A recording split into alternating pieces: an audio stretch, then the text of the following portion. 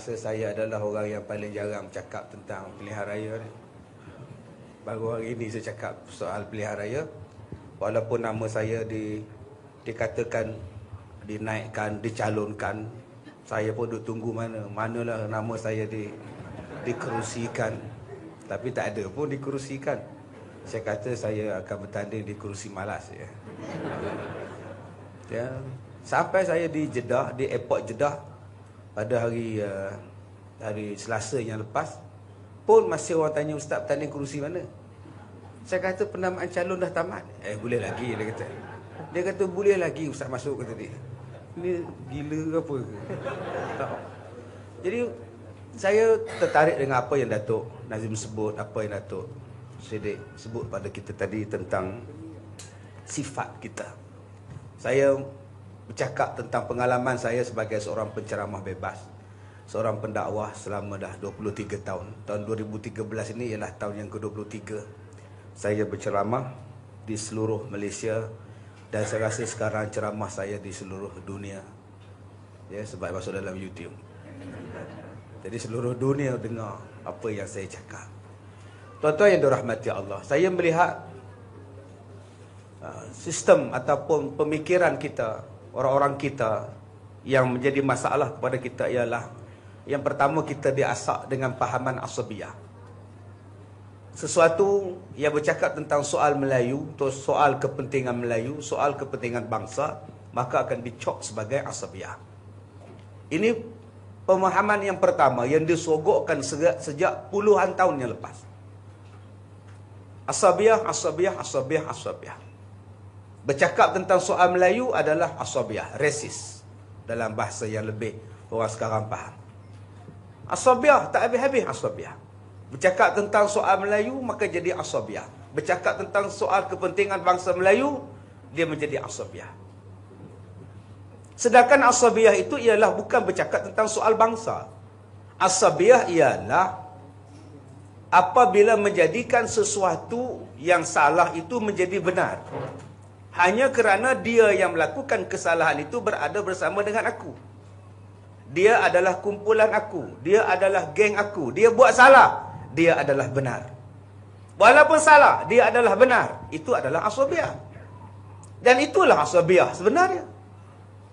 Saya selalu bagi perumpamaan, saya ini orang pendalaman. Contoh, saya sebagai seorang orang asli di Tapah, di Cameron Highland. Saya masuk dalam kampung saya asal pada kampung yang susah.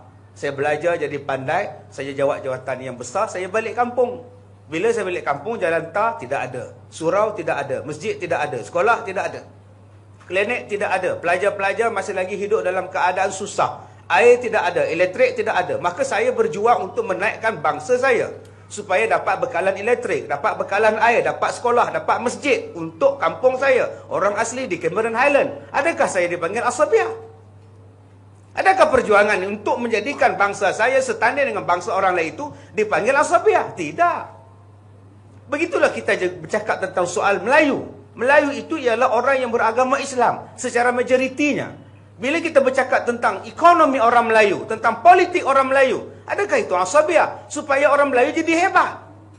Asabiyah ialah apabila kita bercakap tentang soal yang salah, kumpulan kita yang salah, kumpulan kita yang tak betul, tak betul, tak betul, tak betul. Tetapi kerana dia kumpulan kita, maka kita taksub pada dia, maka dia dipanggil sebagai asabiyah. Bila ada sejelas-jelasnya bukti yang cuma tidak ada 4 saksi, maka kita mengatakan bahawa ini tidak boleh pakai kerana dia adalah besi.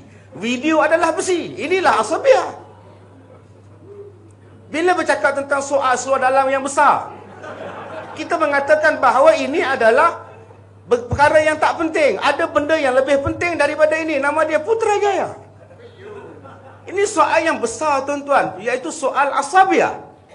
Inilah yang dibawa kepada kita sekarang. Bila bercakap soal ini, maka kita akan dituduh sebagai asabiyah. Dan saya yang bercakap soal ini pun akan dituduh.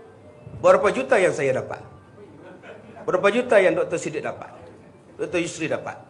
Bila kita bercakap daripada arus yang lain, kita bercakap daripada sudut yang lain, daripada apa yang mereka nak, maka terus kita akan dicop. Dah dibeli, dah ada kepentingan. Dah ini, dah ini. Itulah asabiah. Tapi mereka tidak mengatakan bahawa mereka asabiah. Dituduh kita yang bercakap tentang soal survival bangsa, survival agama kita ini diacak sebagai asabiah. Itu yang pertama. Yang kedua masalah kita ialah kerana dendam. Dendam itu masih boleh dimaafkan. Tetapi dendam yang diikuti. Sebab itu di dalam agama kita dia ada perkataan bakhil. Dan selepas bakhil itu ada perkataan lain yang dipanggil sebagai syuh. Bakhil itu kedekut. Tetapi syuh itu ialah lebih teruk daripada kedekut. Mengajak orang lain untuk sama-sama kedekut. Kalau sekadar bakhil untuk dia seorang saja bakhil. Tak apa lagi. Walaupun bakhil itu tidak elok. Tetapi yang lebih dahsyat ialah, jom kita bakhil sama-sama. Tuan-tuan, dendam itu tidak elok. Tetapi kalau saya seorang dendam, tak apa lagi. Yang jahatnya saya ialah, jom tuan-tuan, kita balas dendam. Jom tuan-tuan, kita ikut dendam. Kita ikut kehendak dendam. Dan inilah jadinya. Inilah yang berlaku sekarang tuan-tuan. Budaya politik sekarang, budaya pilihan raya ialah budaya untuk membalas dendam, untuk mengikut dendam. Yang akhirnya dendam itu akan merosakkan agamanya balik. Akan merosakkan balik bangsanya. Akan merosakkan balik negaranya. Yang paling saya bimbangkan seperti mana kata Dr. Yusri tadi, persoalan akidah. Persoalan akidah. Dendam kepada pemimpin. Dendam kepada orang. Dendam kepada individu. Dendam kepada parti. Dendam kepada orang ini. Membawa satu kerosakan yang besar. Kerosakan yang besar itu apa? Pluralism. Kerana nak membalas dendam, agama akan disamakan. Kerana nak membalas dendam, kamu buat pada aku baik, agama akan disamakan. Agama akan dijadikan sebagai satu bentuk yang kita bimbangkan, satu bentuk bahawa tidak ada agama yang dominan, tidak ada agama yang benar. Sampai boleh dikatakan bahawa tidak ada tentu agama yang benar. Kita tak boleh kata bahawa kita agama yang benar. Mungkin dia agama yang benar. Kalau itu perkataan yang keluar, ini perkataan yang merosakkan akidah. Ini yang dipanggil sebagai pluralism dan liberalism. Tuan-tuan bayangkan saya berceramah di sebuah negara. Negara ini memberitahu, masyarakat di sana memberitahu kepada saya, perkataan insya-Allah tidak boleh disebut dalam radio mereka, televisyen mereka. Perkataan insya-Allah. Baik, kita bertemu besok, insya-Allah. Jangan sebut, kita bertemu besok. Dah. Kerana apa? Insya-Allah itu bagi faham mereka hanya Allah yang berkuasa menjadikan besok. Maka seolah-olah Tuhan mereka, agama mereka tidak berkuasa. Dilarang sebut. Ini yang kita sebutkan sebagai liberalism. Mungkin agama dia betul, mungkin Tuhan dia betul. Kita belum tentu kita betul. Kalau ini tahap yang berlaku kerana akibat daripada dendam, ini politik yang sangat berbahaya, tuan-tuan. Ya, akibat daripada dendam. Baik kamu jatuhkan aku, baik kamu buat pada aku akan pastikan kamu dan seluruh kamu jatuh. Dan nak menjatuhkan itu pula kesannya melibatkan kepada agama. Ini yang saya katakan tadi, dendam yang diikuti, benci yang diikuti. Kalau sekadar benci, diam, tak apa. Saya benci dekat Datuk Dr. Siddiq. Saya benci dekat dia. Saya diam. Masih belum apa-apa. Tapi kalau saya benci kepada dia, saya buat gerakan untuk sama-sama orang mulai mengajak membenci dia, maka dia akan menjadikan sangat huru-hara dan sangat teruk. Dan keadaannya yang saya katakan tadi yang lebih malang sekali ialah akidah.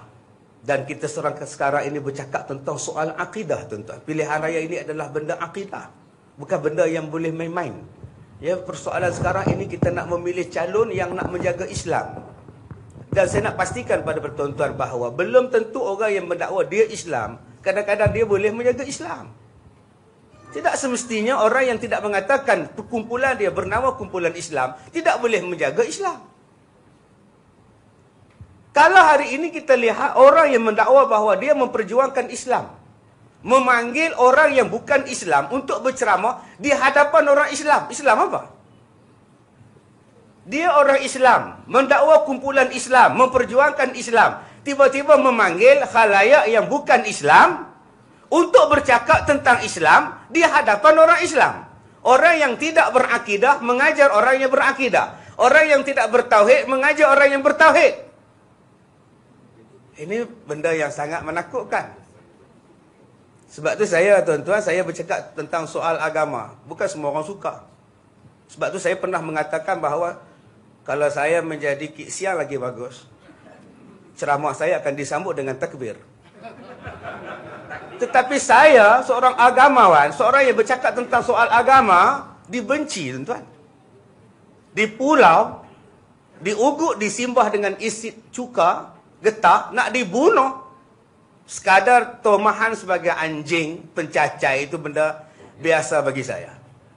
Tetapi kalau dah masuk dalam pagar sekolah saya, mencari saya untuk menumbuk, membunuh saya, menghantar FB, menghantar mesej untuk membunuh saya, malah membawa sebotol cuka untuk disimbah kepada saya, hanya kerana bercakap tentang soal kalimah Allah. Adakah itu dipanggil sebagai persatuan atau pertubuhan atau parti yang bernama Islam? Ini bahaya, tuan-tuan. Saya berceramah di Kemunting soal kalimah Allah di sebuah padang. Berkali-kali orang naik motor, dekat 4 buah, 5 buah motor, naik motor buat bising, kacau, pom-pom, press motor. Kita bercakap tentang soal kalimah Allah. Allah tidak boleh dijantankan, Allah tidak boleh dibetinakan, Allah tidak boleh dianakkan, Allah tidak boleh dibapakan. Wa yunziral ladzina qalu ittakhazallahu walada ma lahum bihi min ilmin. Tuan-tuan balik buka dalam suratul Kahfi itu. Allah bagi peringatan kepada orang-orang yang mengatakan bahawa Allah itu ada anak. Allah bagi peringatan, ma lahum bihi min ilm. Mereka itu tidak ada ilmu. Wala li abaihim, mak bapak mereka atau nenek mereka pun tidak ada ilmu tentang itu.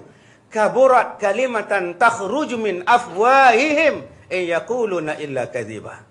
Sangat besar kata-kata mereka, sangat besar fitnah mereka yang mengatakan Allah ada anak. Apa yang mereka cakap itu pun bohong belaka. Saya bercakap, kenapa ada orang Melayu yang membenarkan, yang bersetuju Allah itu dianak atau dibapakkan? Allah tidak boleh ditranslate dalam apa jua perkataan bahasa dan sebagainya. Saya bercakap tak boleh, tak boleh.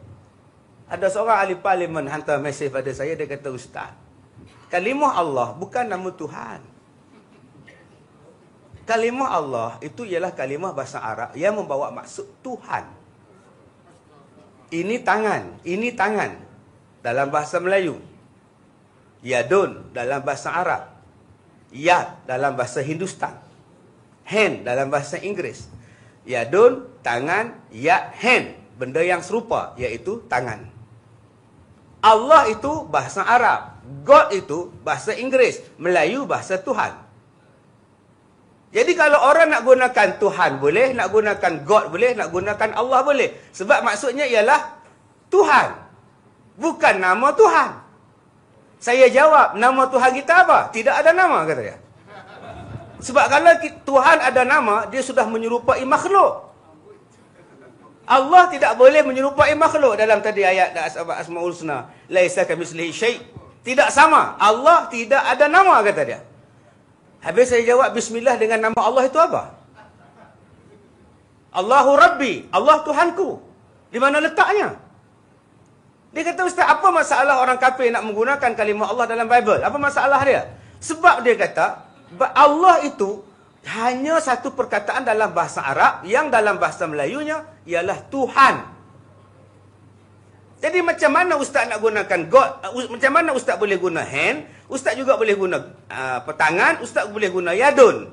Macam itulah mereka boleh guna Allah atau God atau Tuhan. Sebab maksudnya cuma sama. Tuhan, bukan Allah. Saya tanya lagi sekali, Tuhan kita nama apa? Dia tak boleh jawab. Itu ahli parlimen dan bertanya lagi sekali.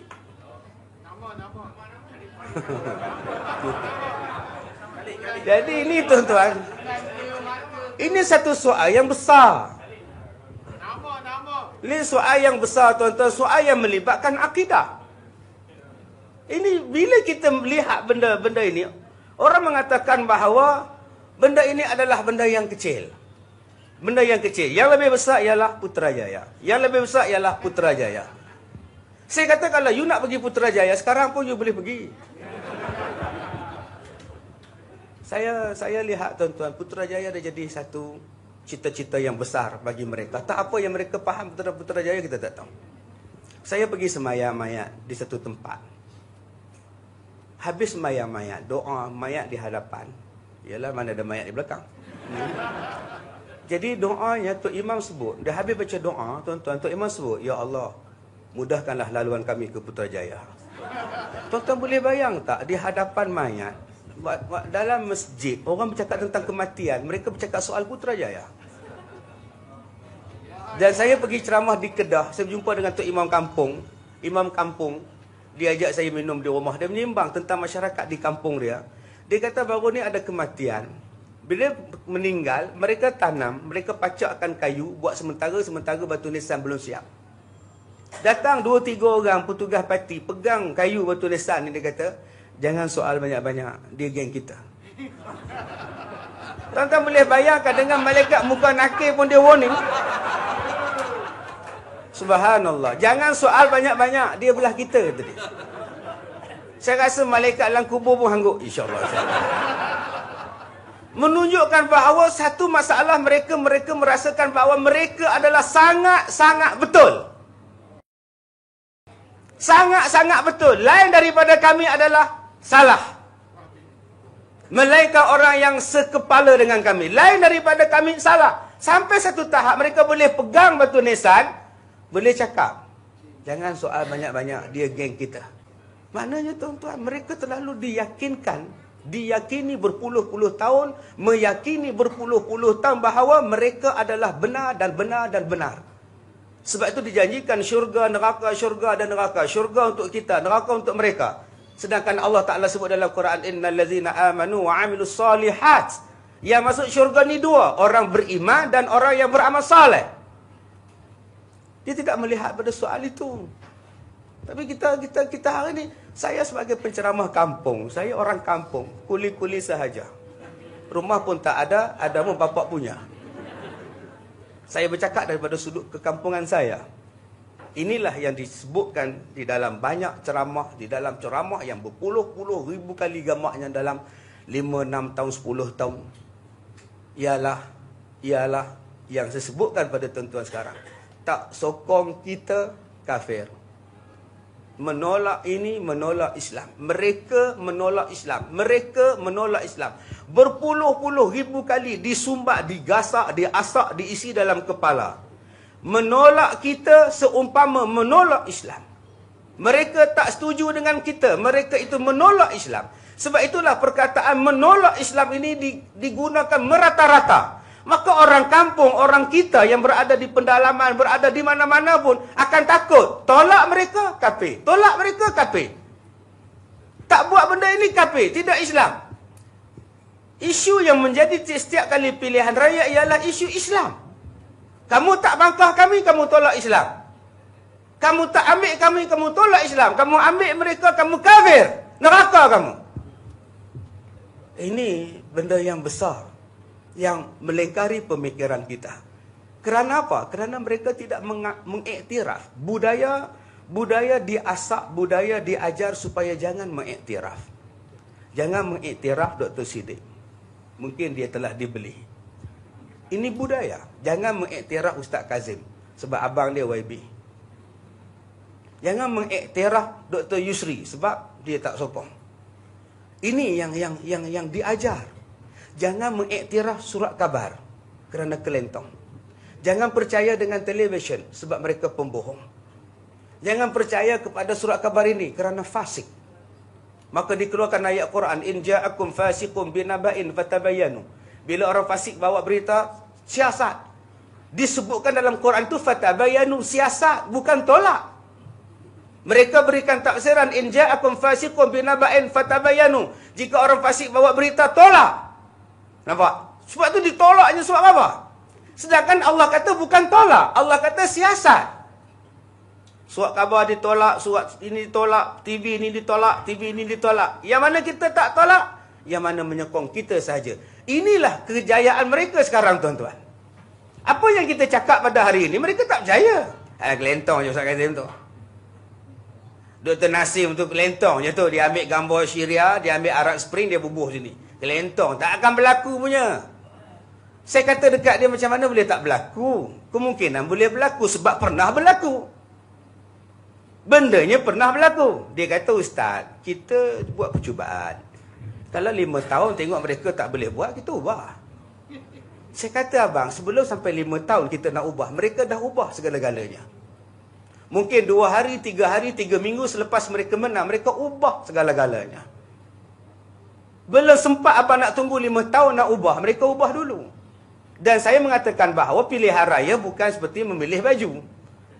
Rasa kecil, tukar. Rasa besar, kecilkan. Rasa tak sedap, tukar yang lain. Dia akan berkekalan di baju kita selama 5 tahun. Baju itu busuk-busuklah. Kalau baju itu wangi-wangilah. Masalah dia busuk ataupun tidak. Ketat ataupun tidak. Selesa ataupun tidak. Menutup aurat ataupun tidak.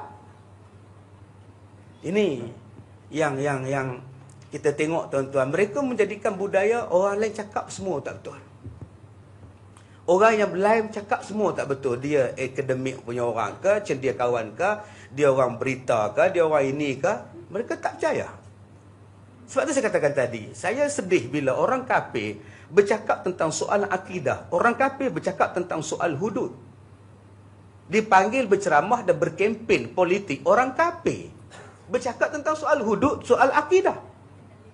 Dia kata, saya orang kafir pun saya terima hudud. Kenapa orang ini tak terima hudud? Dia boleh cakap macam itu, padahal dia kafir. Kalau saya jadi dia, kenapa kamu tak masuk Islam? Kenapa kamu tak terima Islam? Semalam saya bercakap pada satu orang semalam. Habis di Masjid Negara, dia tanya pada saya, Ustaz, negara kita bukan negara Islam sebab kita tidak melaksanakan hudud. Habis itu bagaimana dengan negara UAE? Saya pergi UAE, saya tanya orang UAE, kamu buat hudud ataupun tidak? Oh, dia kata tidak. Kami tak buat hudud. Habis itu kamu ikut hudud mana? Oh, we are American law. So hudud law? Oh, so hudud law Saudi, not here. Adakah tuan-tuan nak kata UAE itu kafir kerana tidak melaksanakan hudud? Siapa yang berani kata UAE itu kafir? Itu tanpa orang Arab mampu, tuan-tuan. Tangan demo pun 4 kali besar kita. Indonesia yang berjumlah 200 juta umat Islam tidak melaksanakan hudud. Adakah mereka kata semuanya kafir? Yang ini yang dimainkan isunya di kampung-kampungan. Tolak hudud kafir. Masa bila saya tolak hudud? Saya adalah ustaz dan penceramah yang paling konsisten bercakap tentang hudud sejak 23 tahun dulu. Saya tetap bercakap soal hudud di hadapan pemimpin UMNO atau bukan pemimpin UMNO. Saya kata kena cari jalan bagaimana untuk melaksanakan hudud. Cari jalan. Sampai bila kita nak kata tak boleh, tak boleh, tak boleh. Cari jalan. Yang mana boleh, buat dulu. Tunjukkan ada kesungguhan untuk buat. Sampai bila yang kata tak boleh selagi mana tak cuba? Macam anak kita tak nak makan. Makanlah dia, tak nak. Bila nak makan? Dia tak nak. Makan dulu. Bila sedap baru makan. Habisnya. Kena bercakap saya soal orang yang sentiasa konsisten dalam CD saya, dalam YouTube saya tentang soal hudud. Saya bercakap. Tetapi apabila selepas 2008 saya berceramah di sebuah masjid di Selangor tentang soal hudud. Tiba-tiba ada orang daripada satu parti yang memperjuangkan Islam, dia bagi warning pada saya, Ustaz, tolong jangan cakap soal hudud. Saya tanya kenapa pula? Bukankah kita bercakap soal hudud ini satu benda yang kita perjuangkan selama ini? Buat masa ini jangan cakap, Ustaz. Nanti DAP tak bagi. Laksanakan sesuatu seperti hudud. Sekiranya mungkin kalau PKR atau PAS setuju tapi DAP tak bersetuju, ia tidak boleh dilaksanakan dalam Pakatan Rakyat. Ia mesti dibincangkan dulu sehingga ketiga-tiga pihak bersetuju. Nah, oleh itu saya rasa isu tak timbul kerana ia bukanlah dasar pada masa ini untuk Pakatan Rakyat. Saya rasa itu mesti jelas. Nanti dia orang marah kita. Kita relax dulu, cool dulu, Ustaz. Sebab tu saya tak heran daripada sebuah negara hudud bertukar kepada sebuah negara berkebajikan. Saya tak heran sebab benda itu dicakap kepada saya lebih kurang 3 bulan selepas Selangor ditawan. Saya diberikan ingatan, jangan sebut dalam CD saya. Jangan keluar dalam CD ceramah saya perkataan hudud. Sebab dia kata takut nanti orang bukan Melayu, orang bukan Islam, khususnya orang roket, marah pada kita. Tenang, Ustaz. Akhirnya sekarang kita lihat, hudud langsung tidak ada dalam manifesto dan sebagainya. Tetapi pada orang kampung, masih dia cakap, kita nak buat hudud. Di mana manifesto kamu sebut hudud? Saya duduk di Mekah, orang hantar mesej pada saya, orang email saya, orang hantar Facebook saya, Ustaz. Dia kata ini menolak hudud. Saya jawab balik pada dia. Mana dia hudud dalam manifesto kamu dan buku jingga kamu? Tidak disebut. Di mana letaknya? Islam bukan semata-mata letak kepada hudud. Islam letak juga kepada ekonomi. Tadi Dr. Siddiq sebutkan tentang kepentingan ekonomi. Bagaimana nak melaksanakan Islam kalau ekonomi tidak ada? Saya membangunkan sekolah tahfiz saya, sekolah pondok saya, sekolah asrama saya. Hampir 10 juta. Di mana boleh bangunkan sekolah kalau tidak ada wang? Mana nak bagi makan orang miskin kalau tidak ada wang? Mana nak pergi haji kalau tidak ada wang? Bagaimana nak membangunkan sebuah masjid kalau tidak ada wang? Wang ini datang daripada ekonomi. Islam juga adalah soal ekonomi. Islam bukan hudud semata-mata. Ekonomi juga termasuk dalam konteks Islam. Tapi setakat mana ekonomi? Saya bertanya dengan bekas naib presiden mereka. Saya kata, doktor, sampai bila kita nak bercakap tentang perpecahan, bergaduh siang malam. Sekarang kita dah menang di Selangor. Jom kita buat kerja lah, bangunkan ekonomi. Dia kata pada saya, Ustaz, kami bukan nak jaga ekonomi, kami nak jaga agama. Ekonomi kita bagi dia orang jaga, agama kita jaga. Saya kata macam mana boleh dapat doktor ni? Saya yang budak kampung pun boleh fikir agama takkan naik tanpa ekonomi. Agama tidak akan dapat naik. Sebab itu Rasulullah perkembangkan ekonomi. Bersahabat dengan orang-orang ekonomis. Melahirkan ekonomis. Gerakkan pasar di Madinah. Gerakkan penguasaan perigi-perigi dan telaga di Madinah. Supaya menguasai ekonomi. Bila ekonomi ada wang. Bila ada wang boleh tunjukkan. Ini dia Islam yang cantik. Sebab tu tuan-tuan, saya jemput datang ke sekolah saya. Tengok macam mana saya buat sekolah. Pergi ke tandasnya, pergi ke dewanya, pergi ke surahnya, pergi ke asramanya. Ni contoh Islam. Cantik, lawa, bersih, segak, kemas. Mempunyai macam-macam bentuk. Kita tidak gambarkan bahawa sekolah kita buruk, pintu tandas. Tak ada tandas pun tak ada. Asrama tak ada, semuanya buruk. Adakah ini Islam? Dah, Islam adalah yang cantik. Sebab tu saya tengok dalam, saya balik daripada umrah. Hari pertama saya balik, hari kedua balik saya ronda, saya tengok. Saya tengok pondok-pondok, tengok markas-markas, ya Allah. Oh ya Allah, buat pada kanvas. Buruk gila. Kemudian tulis pula sumbangan dana pilihan raya. Macam mana kamu nak memerintah? Buat pada kanvas saja. Kemudian tulis pula kat depan sumbangan dana pilihan raya. Maknanya kamu tak ada duit. Bila kamu tak ada duit, kamu nak menjadi penguasa politik. Orang yang nak menguasai politik tetapi tidak ada kuasa duit, dia akan diperkotak-katikkan oleh orang yang ada kuasa duit. Bila tuan-tuan ada kuasa politik, tapi tuan-tuan tidak ada ekonomi, kuasa politik tuan-tuan tidak akan ke mana-mana. Sebab kuasa politik kita akan ditentukan oleh orang yang ada duit. Dasarnya akan mengikut kepada kapitalisme. Sebab tu Islam nak ekonomi Islam. Tadi kita sebut tentang pendidikan. Dalam Islam juga ada pendidikan. Kita ada sekolah tahfiz, kita ada universiti Islam, kita ada kolej Islam. Pelajar-pelajar kita boleh belajar tentang agama di mana. Bukankah itu Islam namanya? Tak Islamkah lagi kita selamat daripada riba? Tidak Islamkah kita hari ini, kita dah membebaskan diri kita daripada riba? Tak Islamkah lagi negara kita? Tidak Islamkah lagi negara kita apabila kita ini menjalankan satu bentuk sistem hospital, sistem jalan raya yang sangat baik kepada masyarakat? Tidak Islamkah lagi apabila kita bercakap tentang soal makanan halal?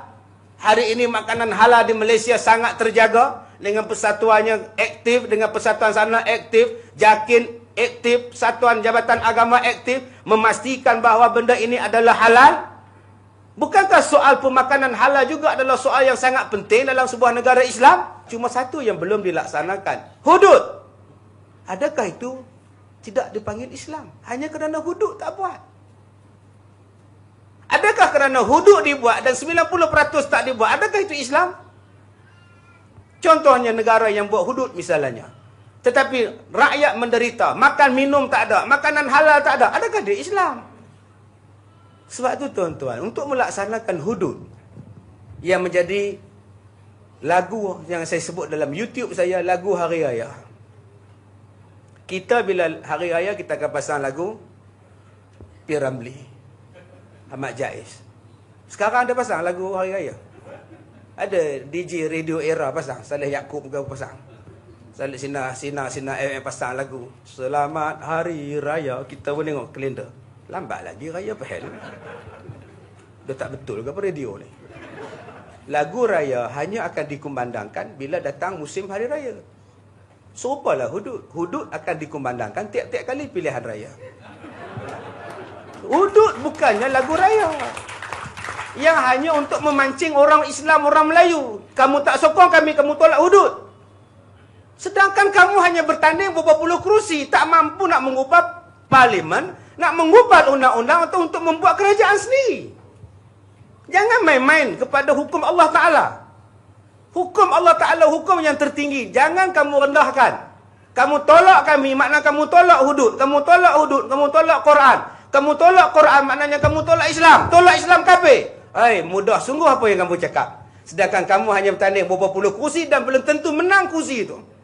Dan kalau kamu menang pun belum tentu kamu jadi majoriti dan dominan dalam pakatan kamu. Tiba-tiba kamu nak cakap soal kafir kepada orang yang menolak kamu. Orang menolak kamu bukan kerana masalah hudud. Orang menolak kamu sebab kamu bersekongkol dengan puak-puak komunis, puak-puak liberalism dan pluralism. Saya rasa itu sahaja tuan-tuan. Wallahu a'lam. Assalamualaikum warahmatullahi wabarakatuh.